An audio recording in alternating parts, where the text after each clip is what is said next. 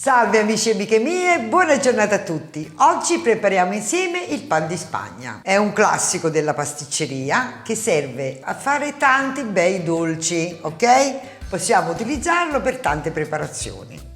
Quindi non perdiamo tempo, iniziamo questa ricetta con pochi e buoni ingredienti, ma prima di iniziare vi ricordo di iscrivervi al canale, cliccare la campanella per avere tutte le notifiche ed ora cominciamo.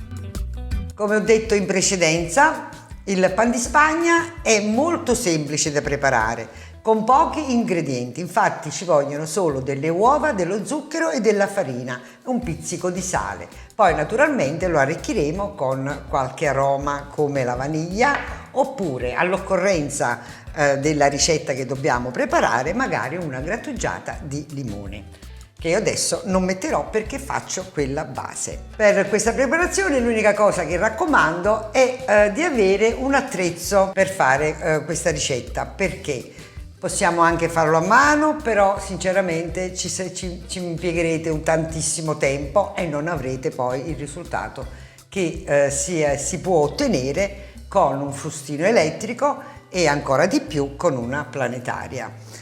Quindi io adesso inserirò nella planetaria zucchero e uova, e il segreto della riuscita ottima di questo pan di Spagna è la lavorazione dello zucchero e delle uova. Quindi dobbiamo ottenere un composto spumoso e sodo e bianco soprattutto. Quindi quando vediamo che il nostro composto diventa bianco, spumoso e soffice, abbiamo avuto già il primo grande risultato. Iniziamo quindi mettendo nella planetaria le uova, lo zucchero,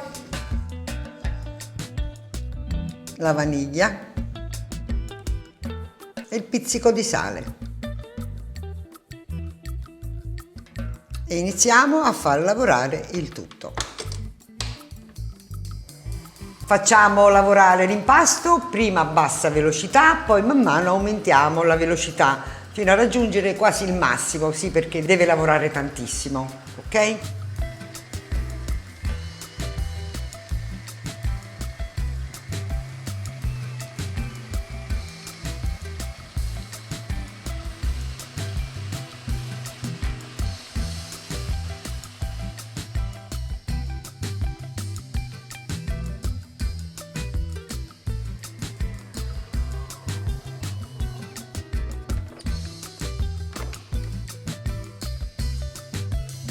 Ed ecco qui il composto, il risultato bianco, spumoso e soffice. Ha impiegato all'incirca 7 minuti in planetaria per quanto riguarda la lavorazione. Se invece usiamo un frullino elettrico dobbiamo almeno impiegare il doppio, quindi 15, anche 20 minuti.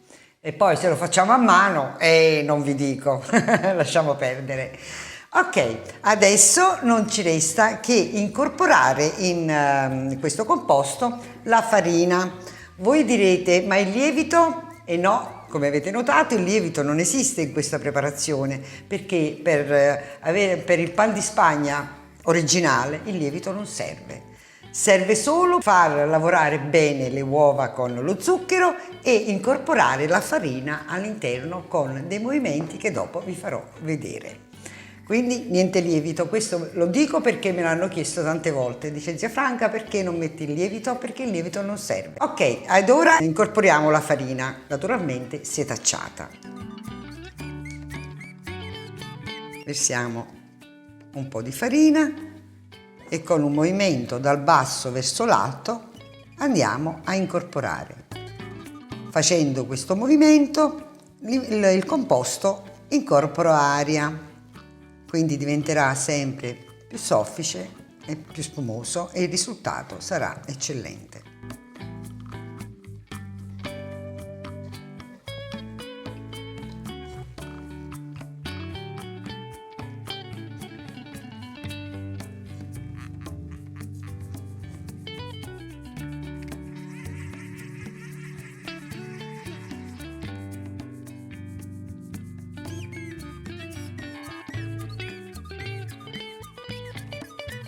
L'impasto che vedete va messo in una tortiera da 22 cm di diametro. Adesso io fodero questa tortiera e voglio farvi vedere come faccio, perché in tanti di voi mi hanno chiesto come faccio a foderare la tortiera.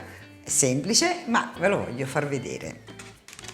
Ho qui un foglio di carta da forno, come vedete, quadrato, e 2 strisce di carta da forno che sono state ovviamente ritagliate. Adesso togliamo l'anello, il foglio di carta da forno lo metto sul piatto e adagio sopra il cerchio della teglia. Ecco qua. Una volta fatto questo, chiudo così. Ed ora andiamo a foderare il bordo. Per foderare il bordo non facciamo altro che prendere un pezzettino di burro e spalmare un po' di burro intorno al cerchio, come vedete, così. Questo serve per far attaccare la carta da forno, di modo che non si sposta quando introduciamo l'impasto. Quindi io con il dito vado a spalmare leggermente il burro, così. Fatto ciò, prendiamo la striscia di carta e la attacchiamo al bordo. Ecco qua.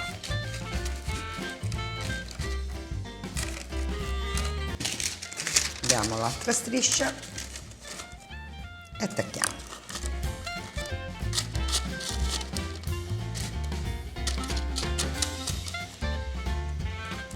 Ed ecco qui pronta la teglia incartata, foderata.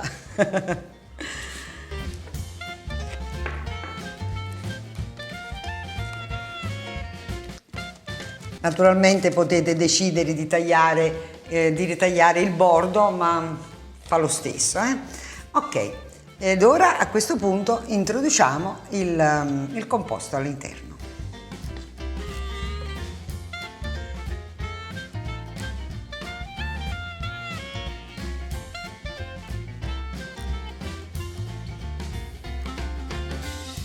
Livelliamo dolcemente l'impasto ed ora non ci resta che mettere subito in forno. A più tardi.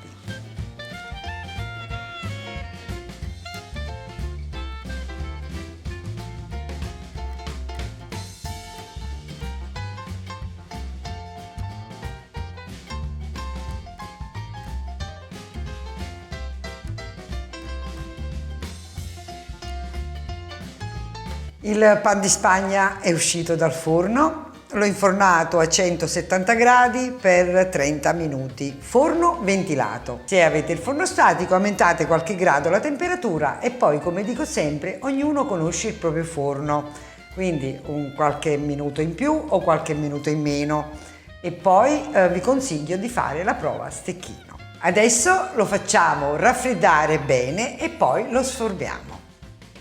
Il pan di Spagna si è raffreddato ed è stato sformato ed ora non ci resta che utilizzarlo come noi meglio crediamo. Così come lo vedete possiamo tranquillamente tagliare a metà e farcirlo e ottenere una bellissima torta.